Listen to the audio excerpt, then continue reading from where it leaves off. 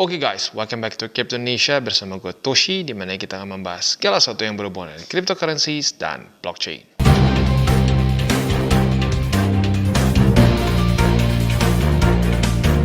Oke, jadi pada hari ini guys, kita kembali ke update on-chain analysis. Ya, jadi untuk hari ini mungkin update setelah Bitcoin nge-pump dengan cukup dramatis. Ya, coba kita lihat secara on-chain-nya, apakah terjadi akumulasi oleh para bandar, ya, atau jangan-jangan ini lebih ke arah karena leverage, ya. We'll see. Nah, tapi sebelum kita masuk ke sana, seperti biasa, gue akan disclaimer dulu bahwa semua konten dari TCI bukanlah financial advice. Ini semua bentuknya adalah edukasi. Oke, sekarang kita akan langsung masuk saja. Seperti biasa, ini adalah segmen yang bukan daily, jadi otomatis gue akan coba untuk menjelaskan dulu secara singkat apa itu on-chain analysis. Jadi on-chain analysis adalah suatu analisa yang khas dan spesifik untuk dunia cryptocurrency karena dia menganalisa data blockchain. Makanya namanya on-chain analysis. Nah, kenapa data on-chain ini menarik untuk dianalisa? Salah satunya adalah karena sifatnya yang immutable, tidak bisa diganggu-gugat. Contohnya adalah transaksi pertama yang terjadi di Bitcoin Network adalah transaksi antara walletnya Satoshi Nakamoto dengan Halvini. Nah, itu tidak bisa diganggu-gugat, ya, tidak bisa dikoreksi, tidak bisa diubah sejarahnya, ya. Sudah tercatat di blockchain, tidak bisa diganggu-gugat. Nah, maka dari itu, kita bisa dengan reliable melihat apa pergerakan yang terjadi dari wallet ke wallet. Dan yang lebih complicatednya lagi adalah, ya, kita bisa melihat berbagai macam masuknya ke chart, ya. Jadi ke chart yang kita bisa melihat apa yang dilakukan oleh orang rata-rata di blockchain tersebut gitu, ya. Nah, jadinya mungkin kata-kata kalau mau dibikin kasarnya itu adalah kita bisa melihat pergerakan bandar. Dan tentunya kita sangat senang melihat pergerakan bandar, ya, karena kita pengen tiru. Tetapi sayangnya on-chain ini juga membuat suatu memperlihatkan suatu kenyataan bahwa ternyata para bandar yang kita pikir selalu benar itu nggak selalu benar, ya. Kadang-kadang akumulasi di tempat yang salah, kadang-kadang TP di tempat yang salah, ya. Jadi lagi-lagi on-chain ini bukan pengganti dari TA maupun fundamental, tetapi adalah suplemen untuk membuat analisa kita lebih tajam lagi, ya. Oke. Nah, sekarang kita akan bahas dulu yang pertama adalah net flow atau Bitcoin Exchange net flow lebih tepatnya. Kenapa nggak bahas outflow, Bang? Kalau cuma bahas outflow, itu datanya tidak lengkap. Karena net flow ini adalah selisih dari inflow kurangi outflow. Ya, jadi kita bisa tahu hari itu lebih banyak terjadi apa, ya. Nah, cara bacanya gimana? Cara bacanya simple. Di sini akan ada dua bar. Bar yang pertama warna merah, bar yang kedua warna hijau.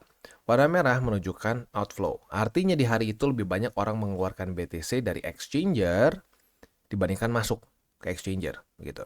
Nah, sekarang logikanya, kalau lu misalkan punya hardware wallet, ya, dan lu punya punya account di satu exchanger. Nah, pertanyaannya, kalau lu udah beli terus lu kirim ke hardware wallet lo, menurut lu mau ngapain? Possibility-nya adalah melakukan akumulasi jangka panjang atau ngebeli untuk jangka panjang. Maka dari itu, outflow adalah suatu pertanda secara spot suatu pertanda yang bullish. Ya, jadi aneh, biasa merah bearish, ini kebalik, ya. Bar merah ini justru malah bullish. Kalau kita bisa di sini korelasinya seringkali terjadi rally. Pasti nggak rally? Nggak pasti. Tetapi yang terjadi yang pasti adalah mereka cenderung melakukan akumulasi atau possible accumulation, begitu. Nah, kalau inflow itu literally kebalikannya, ya. Jadi banyak terjadi masuknya Bitcoin dari hardware wallet atau dari hot wallet lah. Ini kan datanya dari exchanger nih, exchanger besar. Masuk ke salah satu exchanger ini. Nah, pertanyaan gue satu, kalau lu misalkan nge-hold Bitcoin di hardware wallet dan lu tiba-tiba kirim ke exchanger, kira-kira mau ngapain? Biasanya, nggak selalu, tetapi biasanya akan terjadi penjualan. Nah, makanya kenapa korelasinya, ya, bar hijau ini adalah dengan koreksi. Selalu nggak? Nggak selalu, tetapi biasanya seperti itu. Seperti yang gue bilang tadi, bandar nggak selalu benar, ya. Oke, sekarang kita akan lihat dulu data terbaru. Untuk terbaru, mungkin kayak gue lebih pengen fokus tuh waktu Bitcoin di sini nih, stuck di daerah 51.000, 52.000. Dari tanggal 14 Februari, ya, hari Valentine, ini waktu pemilu, ya, sampai di sini tanggal 25 Februari. Kalau kita lihat di sini, lebih banyaknya para bandar melakukan apa? akumulasi. Bahkan di tanggal 19 Februari di sini ada akumulasi besar-besaran yang mencapai 18.000 lebih 68 sorry, 18.000 lebih 68 BTC satu hari ya. Nah, jadi lagi-lagi para bandar nggak selalu benar, tetapi kali ini benar ya. Mereka cenderung melakukan akumulasi yang lumayan signifikan. Setelah itu pada tanggal 25 Februari, boom, naik ke atas ya. Bahkan sempat juga terjadi akumulasi lagi di sini tanggal 26 saat waktu baru nge-pump sedikit. Akumulasi lagi dan mulai ini ya, mulai naik. Nah, saat di tanggal 28 Februari dia mulai turun. Nah, kalau kita di sini para bandar melakukan inflow. Jadi mereka kemungkinan melakukan sedikit TP di sini ya. Nah, jadi itu. Tetapi selain dari itu yang unik lagi adalah apa? Di sini akumulasi lagi bahkan lebih besar dibandingkan daripada tanggal 19. Jadi pada tanggal 2 Maret ya, pada tanggal 2 Maret, pada tanggal 1 Maret para bandar dan retailers technically ya, outflow lagi. Outflow sebesar 19.938 BTC. Apakah ini adalah suatu pertanda secara on-chain bahwa para bandar walaupun harga sudah ngepump besar seperti ini, tetap masih akumulasi? Menarik, ini data yang menarik ya. Next kita geser ke Bitcoin sama-sama net flow, tetapi miner di sini ya. Jadi data yang diambil itu dari para mining pool terbesar di dunia. Cara ngitungnya sama persis ya, sama-sama selisih. Dan kita akan coba fokus juga di tanggal-tanggal yang mirip ya, berarti dari tanggal 14 Februari sampai tanggal 25. Untuk para miners, lucunya ini mereka malah sangat low on volume ya.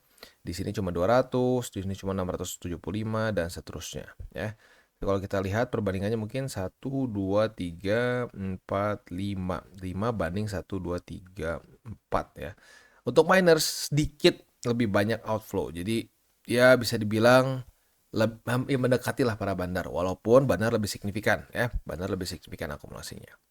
Jadi para miners mungkin dalam posisi yang nanggung ya, mereka bingung mungkin udah dekat-dekat halving, strateginya seperti apa mungkin ya. Jadi untuk miner datanya inkonklusif ya, karena lacking volume lah kasarnya ya. Nah itu secara spot.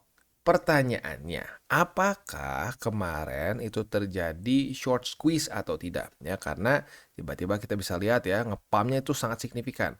Dari 51 ribuan, tiba-tiba dalam 1, 2, 3, 4 hari, sekarang udah di angka 60, ya di atas 60 ribuan lah ya. Nah, sekarang selanjutnya kita akan lihat di situ, apakah terjadi short squeeze atau tidak.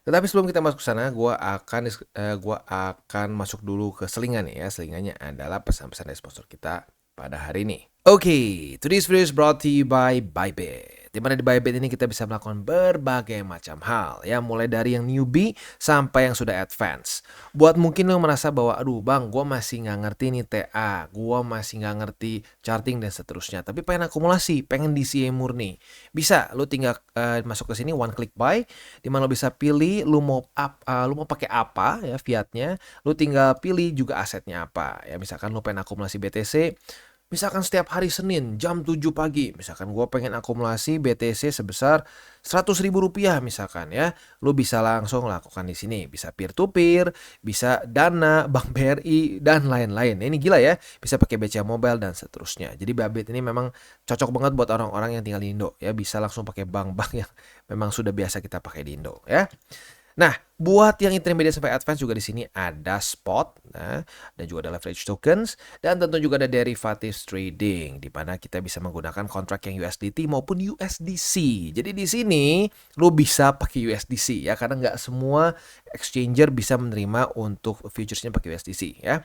Dan tentu juga lo bisa earning bunga juga dari kripto lo dan lain-lain. Dan tentu juga di sini kita bisa melakukan copy trade ya, di mana copy trade dari Bybit ini sudah cukup terkenal ya, dan kita bisa mendapatkan keuntungan juga. First copy trade kita bisa ada protection 100 USDT loss coverage ya, dan seterusnya ya. Jadi buat lo yang tertarik bisa silakan pakai, klik di link referral kita di bawah. Oke, dan selanjutnya kita masuk ke Bitcoin Estimated Leverage Ratio dengan data all exchange.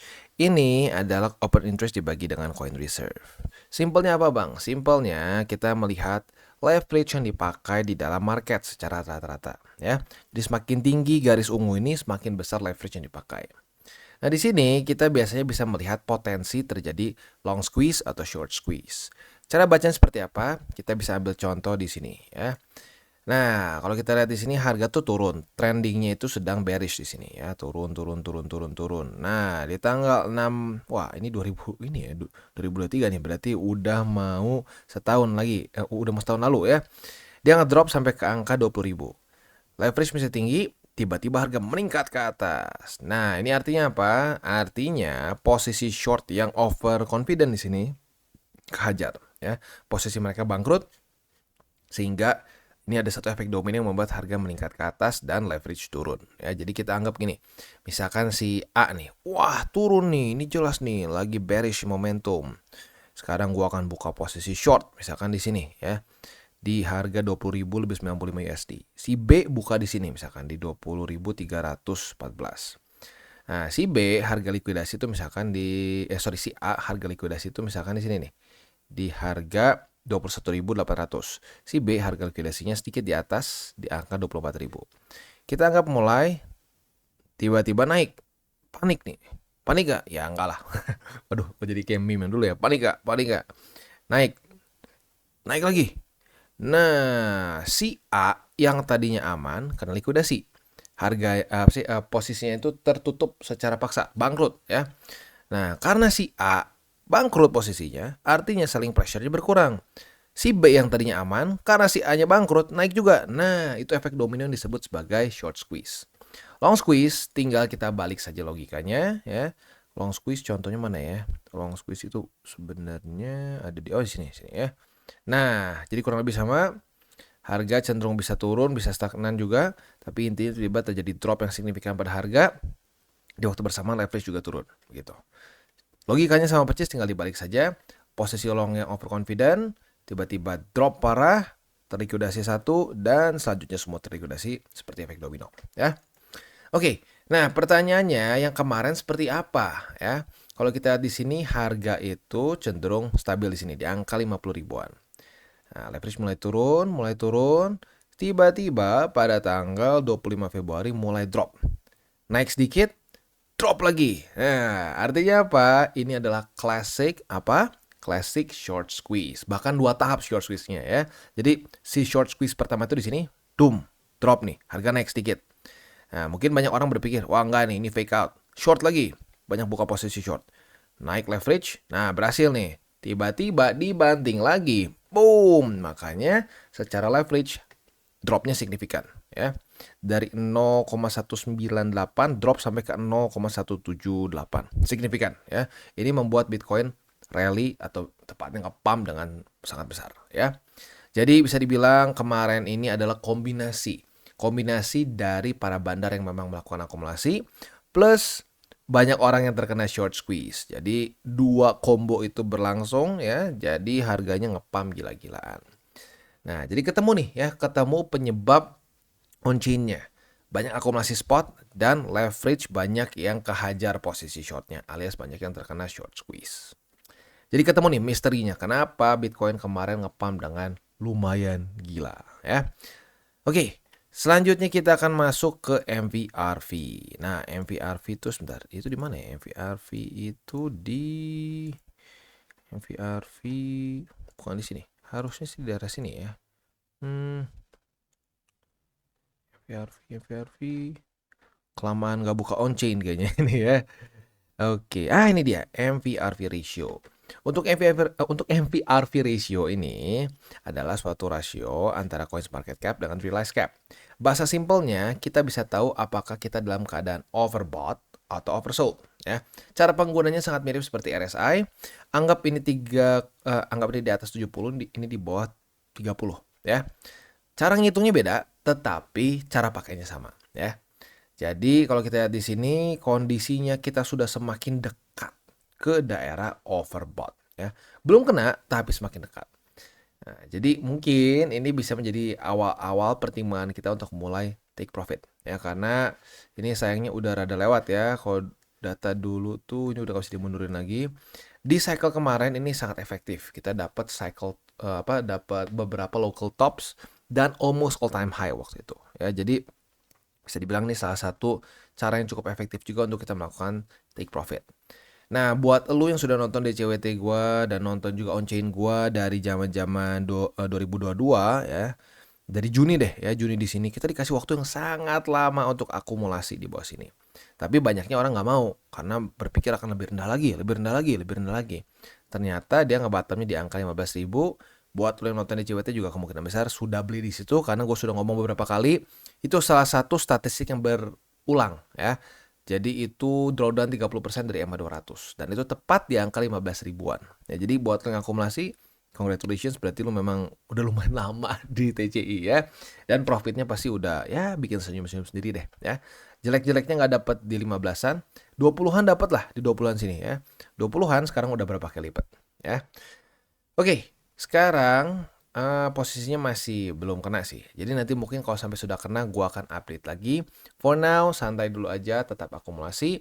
Dan buat lo yang mungkin ketinggalan akumulasi di sini gimana? Boleh pertimbangkan untuk nonton DCWT yang kita upload almost every day. Ya, every day lah ya. Jujurnya paling dari 100 hari enggak tuh 1 atau 2 aja deh kayaknya ya. Nggak terlalu jarang lah kita nggak upload DCWT. Jadi buat lo yang kelewat secara on-chain bisa akumulasi secara DCWT ya. Oke, jadi kurang lebih seperti itu untuk pembahasan kita pada hari ini. Gue ingatkan lagi, hati-hati, halving sudah semakin mendekat. Dan di masa-masa halving ini akan terjadi volatility. Volatility-nya kemana? Ya cenderung, kalau kita lihat dari data, itu cenderung sedikit koreksi dulu. Ya. Koreksi dulu, tapi kalau kita zoom out, lu mau berpikir 2, 3, 4 bulan ke depan aja gitu ya. Nggak terlalu pusingin apa yang terjadi dalam waktu 2, 3, 4 bulan ke depan. Itu potensi untuk rally-nya sangat besar. Jadi kalau lo long term berpikirnya, tetap aja fokus akumulasi ya. Tapi kalau berpikir short term, hati-hati ya, jangan sampai terlena untuk buka posisi futures yang over leverage.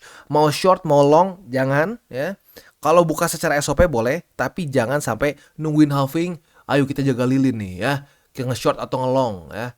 Nah, itu nggak terlalu bijak menurut gua karena statistiknya itu akan terjadi volatility dan semua pihak biasanya akan kehajar ya. Jadi ingat, at the end of the day, 3 golden rule dari investing bukan cuma kripto tapi keseluruhan market. Yang pertama adalah jangan pakai uang panas, itu paling haram apalagi di kripto ya. Kripto itu sangat volatile, lu pakai uang panas itu adalah kombinasi yang paling menyeramkan ya, kombinasi bangkrut paling efektif. Yang kedua adalah jangan over leverage. Boleh buka posisi futures, tetapi jangan sampai gila-gilaan, gak bisa jaga resiko, leverage maksimum, gak ngerti margin, hajar, liquid lagi. Itu juga calon spotnya hancur ya. Nah, yang ketiga adalah berpikirlah jangka panjang. Jangan berpikirnya gini, besok pengen profit berapa ya? Sejam ini harus masuk market dan profit berapa? Kau udah harus dalam berapa menit harus profit? Nah, itu dia lagi alamat boncos. Dan buat kalian yang belum nonton DCWT atau Daily Charting with Toshi, bisa klik di sini, di mana kita akan daily chart your favorite cryptocurrencies. Dan buat lo yang belum mengerti juga mungkin mengenai chart, candles, dan hal-hal lain, bisa juga klik di sini, ada tutorials with Toshi. Dan buat lo yang pengen mendukung TCI, salah satunya bisa menggunakan link reflektor di bawah. Dan jangan lupa juga untuk join Telegram group, di mana kita bisa ngobrol-ngobrol santai mengenai dunia cryptocurrency secara 2 arah. So jangan lupa untuk like, subscribe, click the bell icon, and see you on the next video.